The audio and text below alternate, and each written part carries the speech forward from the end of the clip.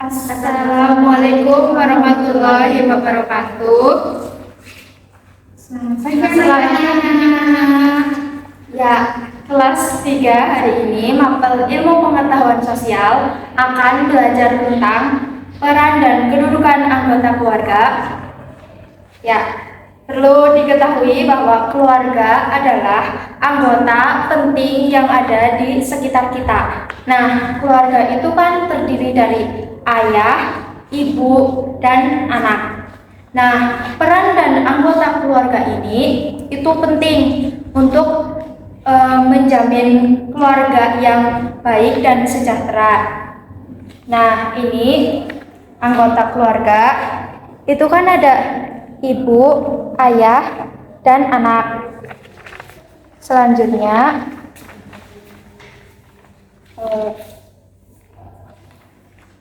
nah ini contoh anggota keluarga sendiri itu ada ibu, ayah, dan anak. Anak itu adalah anak itu bisa dicerminkan sebagai kita, yaitu kalian sebagai siswa kelas 3 SD. Nah, apa sih itu tugas dan peran ayah itu sendiri? Itu tugas ayah itu adalah mencari uang, mencari nafkah untuk menghidupi anggota keluarga, untuk biaya sekolah kalian juga, untuk jajan juga gitu. Terus ayah itu juga memimpin keluarga dalam hal beribadah supaya ibadah kita itu semakin kuat.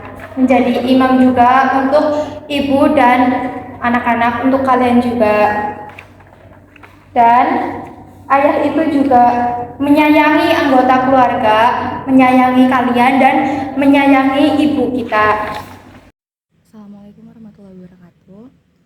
Jadi hari ini kita akan mempelajari tema tentang keluarga dengan mata pelajaran IPS kelas 1 SD.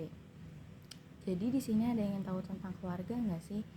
Nah, keluarga itu kan pasti punya urutan. Yang pertama ada ayah, ibu, dan anak. Nah, yang pertama ini ayah.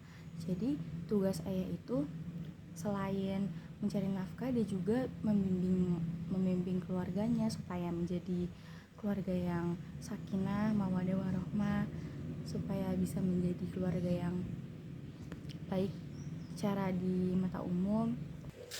Dia juga mempunyai tanggung jawab penuh untuk melindungi keluarganya dan juga menjadi orang yang terdepan yang selalu. Dia juga bisa menjadi imam di keluarganya. Mungkin sampai situ saja penjelasan tentang ayah. Kurang lebihnya, terima kasih.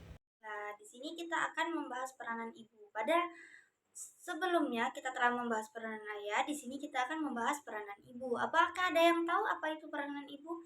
Ya, benar sekali, kita apresiasi. Peranan ibu adalah untuk mendidik anak-anaknya.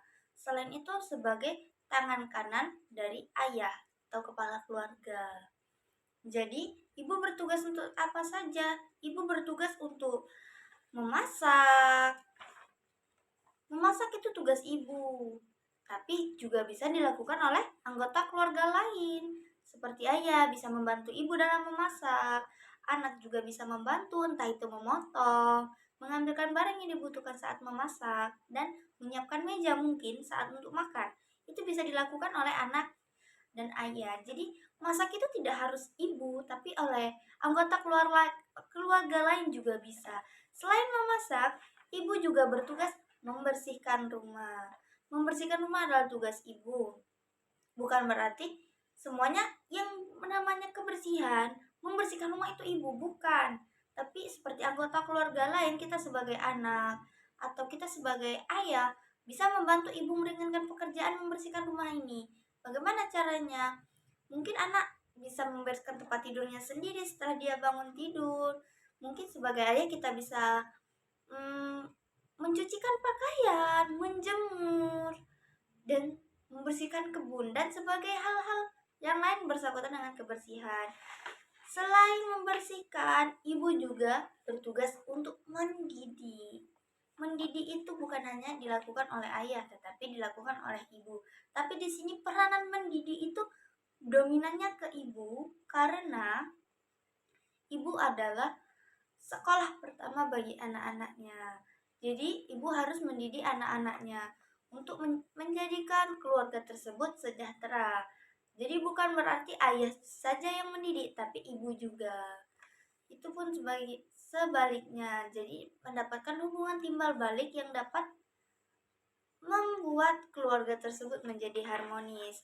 Ini adalah penjelasan dari peranan ibu. Apakah ada yang ingin bertanya? Jika tidak, kita akan melanjutkannya kepada peranan seorang anak. Materi yang terakhir ada peran dan kedudukan anak dalam keluarga.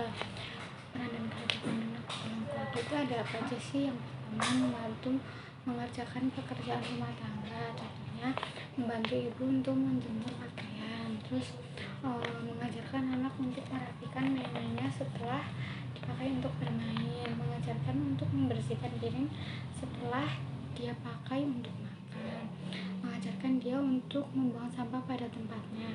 Karena usia anak akan terus tumbuh, maka tuntunannya pun dapat orang tua tingkatkan seiring tingkat kemampuannya.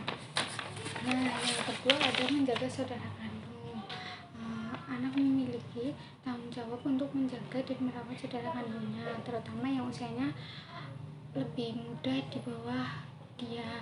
Hal ini adalah masa di mana anak-anak belajar tindakan kemanusiaan dalam hubungan dengan orang lain di masyarakat. Tentu saja juga untuk menumbuhkan rasa cinta dan hidup berdampingan serta damai di antara keluarga. Nah, contohnya di sini ada kakak adik sedang bermain, dia akan menjaga satu sama lain.